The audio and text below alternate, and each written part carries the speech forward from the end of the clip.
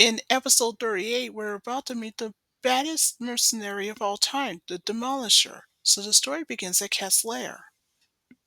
So in the Thunder Tank, we have Lionel and Panther, and then they're on their way there. But when Lionel stopped the tank, he and Panther looked over to see what was going on. There was something coming from up there nearby. In the Kessler's control room, we have Tigress, Snarf, and Chitara. They saw something else on that screen as well as Pedro and Lionel did from outside. So even though Tigress, Chitara, and Snarf had no idea what was going on, that's because there was no signal. Back with Pedro and Lionel, when Lionel tries to contact the Kessler's control room, nothing. Zip. It didn't have a signal either. So Lionel was asking Panthro a question of what he thought what was going on out there. Panthro said that he isn't sure of it, unless there was some kind of a mirror that's coming from outer space. That might explains why there was no signal just until now. But on the contrary, meanwhile in outer space, there's the Demolisher in his spaceship. But he's not alone. He has his sidekick named Dirge. He's with him. So, the Demolisher has pleaded a case with his sidekick that so far he has 42 victories and he's getting bored. So, after the Demolisher had pleaded a case to say he needed an opponent that could fight, so Surge, his sidekick, suggested that there is a person that can help with that, and his name is Mumra. And according to what Dirge says in his case, he can help the Demolisher pick out a suitable opponent. Unfortunately, the Demolisher just laughs at Dirge's suggestion, but Dirge had to convince him otherwise. He says, "At least give Mumra a try," he said. And so the Demolisher and his sidekick went to the Black Pyramid. So that's what they did. So meanwhile there at the Black Pyramid, inside the tomb chamber, Mumra was sleeping in his sarcophagus until he heard the sound of the spaceship that just woke him up. Long story short, back outside the pyramid, the Demolisher's ship had just landed outside of the pyramid. The first one out was Dirge, who's the Demolisher's sidekick, and he was playing his drum just like what any person would. The Demolisher is next out of the ship, and of course, Mumra sees it in his tomb chamber in this black pyramid in a cauldron. He was in shock. He just couldn't believe what he saw. So back with Mumra after he saw what had happened, so he says, "So the Demolisher is the greatest fighter, huh? Well, we'll just see about that." So he did what any bad guy would do, as he always does. He changed it to his monstrous form with a little help from this ancient spirits of evil, of course. Then he flies out of the pyramid. So back outside of the pyramid with the Demolisher and his sidekick, Dirge, they were waiting for Mumra to show up. And wouldn't you know it, there he is right there in front of the Demolisher. That was right after the Demolisher's psychic Dirge just pleaded a case to say either Mumra shows up, unless, of course, in Dirge's case, he's afraid. But when Mumra finally shows up, I guess that answers Dirge's question. So what Mumra did is that he uses his power against Dirge. So after Dirge was sent back to the Demolisher thanks to Mumra, and that's when it's the Demolisher's turn to plead his case to say, "I thought he was a warrior instead of a magician." So what the Demolisher did is that he was firing at his own sidekick. So what Mumra did is that he did the exact same things that the Demolisher did. So back with Dirge, who was safe on the ground thanks to Mumra's power. However, the Demolisher was not amused. He says, "Enough games, Mumra, let's fight," he said. So the Demolisher attacks first, then Dirge moves out of the way, but unfortunately Mumra blocks the Demolisher's attack. And then the fight between the Demolisher and Mumra just went on and on and on and on and on. But nothing that the Demolisher did seems to affect Mumra in any way. So back with the Demolisher, long story short, after Mumra disappeared, he at first couldn't find him anywhere. He says, "Where are you?" Then Mumra says, "I'm down here." The Demolisher couldn't believe it. Mumra was shrunk down to size. So Murmur has his turn to plead a case to the Demolisher to say, I'm sure you could deal with someone who's as tiny of a creature as I am. So long story short, back with the Demolisher, he didn't hesitate to step on Mumra like a bug, but then he misses. And so Mumra continues to run back and forth as each time Demolisher tries to step on him, but he misses it every time. So back with Mumra after that battle, he then asked the question, would you prefer if you fought someone larger than that? And so Mumra grew bigger, about almost as tall as a giant. The Demolisher couldn't believe it. He was in shock. Oh, I forgot to mention that the Demolisher and Mumra had finished 2 rounds with each other, so now it's time for round 3. So Mumra had pleaded a case with the Demolisher to say that there's no way that the Demolisher, case in point, is going to defeat Mumra himself, or so that's what the Demolisher thought. And so round 3 of Mumra and the Demolisher battle just kept going on and on and on and on and on. So long story short, back with Bum Raw, who was all tied up thanks to the Demolisher, and after 3 long rounds, the Demolisher finally defeats him with a reflection from his own boot. So just like what Lionel did to Mumra several times, the Demolisher now has his turn to defeat him. So he did. So after Mumra was defeated, he went back to his pyramid. That made the Demolisher upset. He even told his sidekick Dirge, I thought we had a worthy opponent than that, he said. But then, just when the Demolisher thought he has given up, that's when Mumra's voice just told him to follow the ball of light. So that's what he and the psychic Dirge did. It's just like what Mumra did to the mutants the first time in episode 2, exactly 37 episodes ago. Anyway, so the Demolisher did what Mumra said to do and follow the ball of light, so did his sidekick. But before heading in, that's when Dirge just pleaded his case with his psychic, the Demolisher, that it might be a trap somehow. But either way it goes, according to the Demolisher, it may be a fight that he was looking for. At the moment, voice had pleaded a case to the Demolisher that there's an opponent that the Demolisher has never faced before. So anyway, back with the Demolisher and his psychic Dirge, they went inside the pyramid. So after they arrived in the tomb chamber, that's when the Demolisher went first to speak in his case to tell Mum-Ra to show him this opponent that he was speaking about. And he said, and I quote, you better hope that this fighter is a better one than you are. So Mum-Ra told the Demolisher, although it is true that he's the greatest fighter, but unfortunately, he's nothing compared to the opponent he's about to see. So what the Demolisher saw in the cauldron was Lionel, the leader of the Thundercats, as we learned 18 episodes ago, and how he once defeated the Plundorian robot. It was at the time that he just got back from his trip into the past, in a time capsule, of course.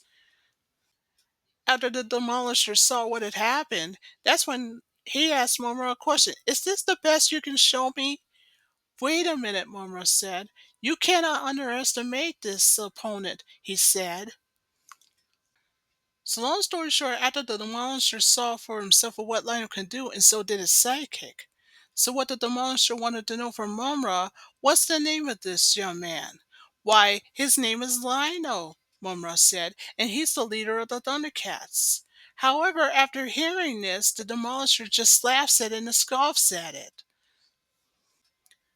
So, back with the Demolisher, he asked Mumra a question. Really? The Lord of the Thundercats, you say?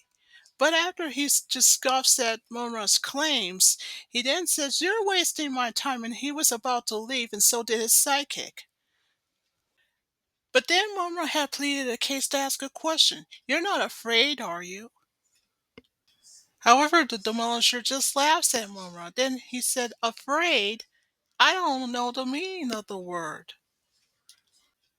So the Demolisher told his sidekick, come on, we gotta get out of here to find someone who I could fight with, he said. So he and his sidekick were about to leave, but then Momra catches up with them.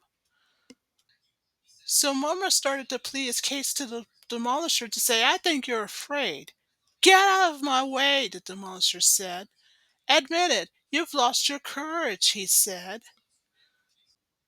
Face it, Momo said, you're running away. Really? From a boy and his sword? The Demolisher asked. Then I guess you're not going to fight him, are you? Momo said.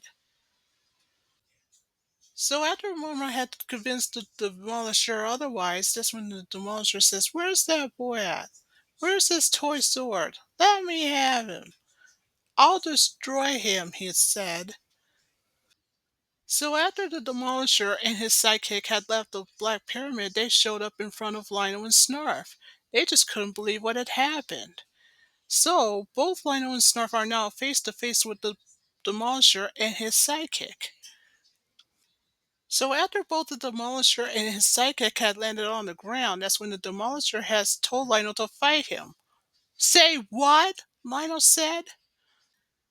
Well, Dirge, being the sidekick that he is, does what he knows best, banging his drum, challenging Lionel to a fight, against the Demolisher, that is. So Lionel has his turn to ask a question. Why would I want to fight you? Who are you? Well, the Demolisher was more than happy to introduce himself to Lionel. And then he said, you're going to fight me because I'm going to fight you. So instead of a one-on-one battle, it's a two-on-two. So we have Lionel against the Demolisher and Snarf against Dirge, who's the Demolisher's sidekick.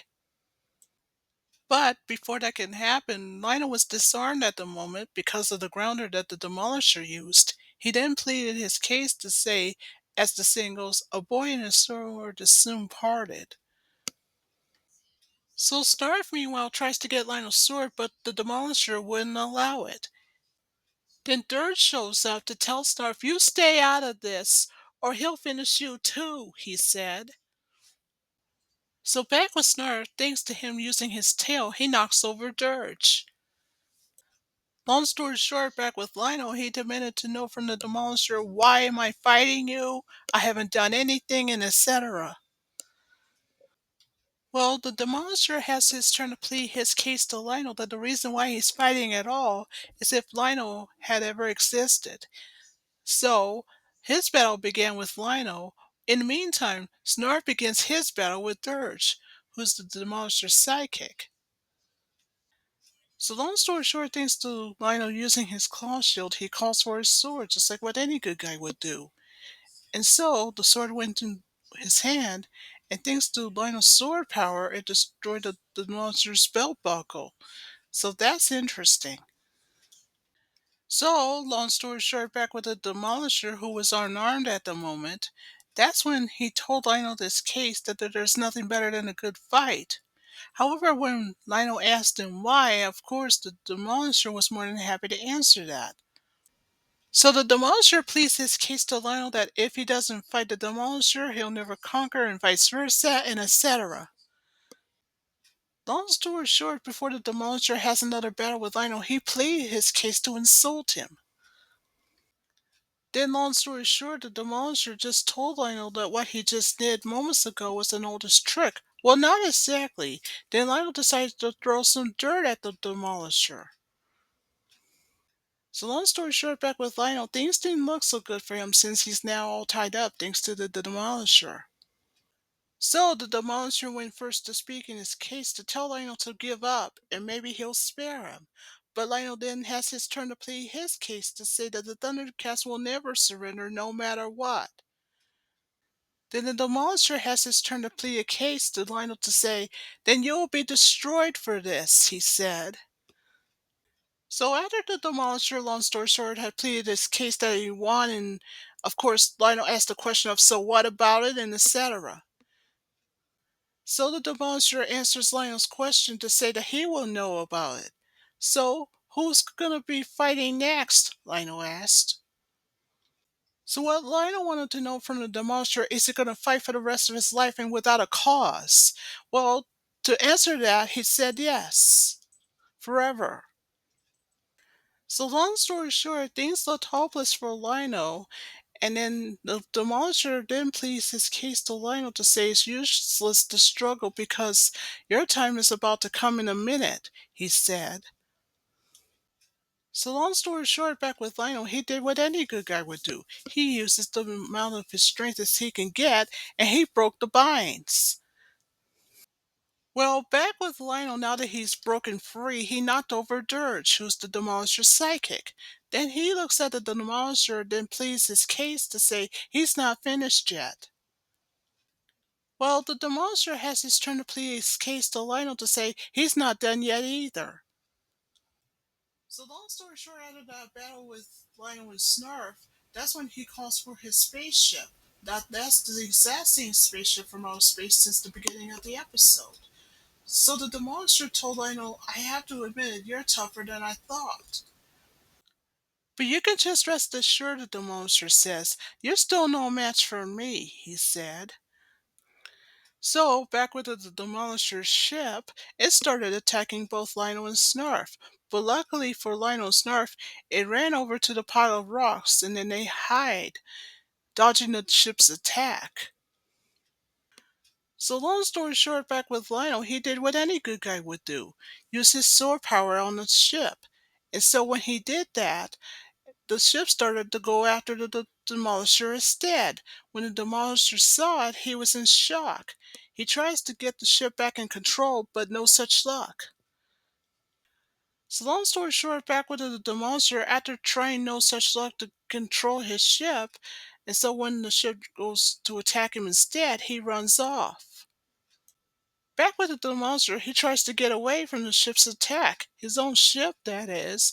So after he ran and ran and ran and ran and ran, he went into the pile of rocks just like what Lionel did.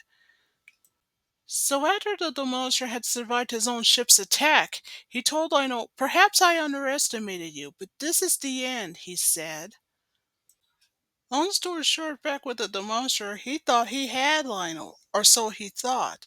But then Lionel, by surprise, he did what any good guy would do. He summons the Thundercat signal from his sword. So that's what he did. So after that, outside of Castler, the first Thundercat to see the signal first was Tigra, so he rushes to the scene. Next is Chitara. She was the second to see the signal, so she too runs off just as Tigra did. And the last one is Panthro. He's in the Thunder Tank, so he heads off just like what they did. So, back with Lionel and the Demolisher, and of course his sidekick Dirge. Of course, after what Demolisher saw, he just pleaded his case with Lionel to say it's a little late for a little sword trick. Well, the Demolisher's sidekick Dirge was about to plead his case, but then Snart just cuts him off to say, I wouldn't count Lionel out just yet, he said. So back with the Demolisher and Dirge, wouldn't they know it? Snarf was soon proven right because first one up was Chitara. So when Chitara arrived on the scene, she was the first to go one-on-one with the Demolisher and his sidekick. But wait, she's not alone because next up on the scene was Tigra. So he too was about to go one-on-one with the Demolisher and his sidekick too, just like what Chitara did. So the last to show up was Panthro in his Thunder Tank, and he was in front of the Demolisher. So the Demolisher asked Lionel a question. So you're too scared to fight without your friends? So Lionel went first to speak in his case to say he's not afraid, and then he told the Demolisher that he wanted to save him from himself. That's why he called his friends to begin with. To save me? The Demolisher asked. Really? Well, if you force me to fight, Lionel said, then I'll destroy you, he said. So, long story short, the moment that the Demolisher stood back, once again, just like Lionel did before, he broke free. The Demolisher was in shock, and so was his sidekick. So, back with Lionel, he uses his claw line from his claw shield. And when he did that, he pulled the Demolisher's ship down, and with the ship's bright light, it blew away both the Demolisher and his sidekick. So after that, Lionel pleaded his case with the Demolisher to say, fight if you must, but someday you'll meet your match, and then all your victories will be pointless, he said. Then the Demolisher pleads his case with Lionel to say that fighting is all he knows how to do, and that's what he wants to do. And without it, he's nothing. Then fight for our cause, Lionel suggested. Fight for what you believe in, he said. But the Demolisher refused. So the Demolisher then pleads his case to say he doesn't fight for any cause and he doesn't believe in anything, and all he has is his own strength. So with the rocket pack, the Demolisher took his sidekick, they went up into the spaceship, and so after that they left.